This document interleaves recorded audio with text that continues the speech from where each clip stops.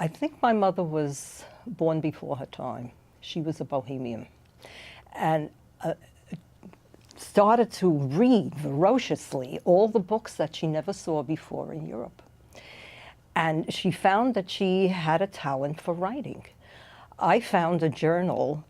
She was 17 years old when she wrote in this journal, a Yiddish journal. Everything was always written in Yiddish, where she actually critiqued Avram Raisin's poetry, but nicely, and she loved his poetry. But she also gave her feelings and her reactions to his poem. Later on in life, she met him, and he took to her very quickly, and he became her personal mentor.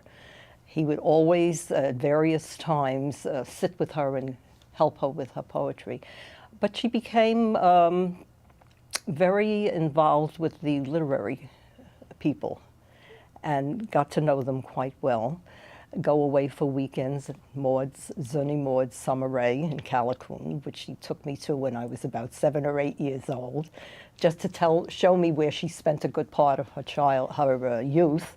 Zuni Maud was an artist and a puppeteer.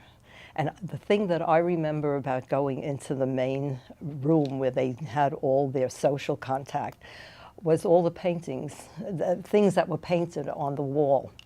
And young people would gather there. My mother taught herself the mandolin. She would walk back and forth from work to save her pennies to buy a piano. She taught herself to play the piano. And she would come with the mandolin and with all her friends. And they would put on shows and just have a grand old time. In fact, she told me quite a number of stories of when Avram Raisin was there.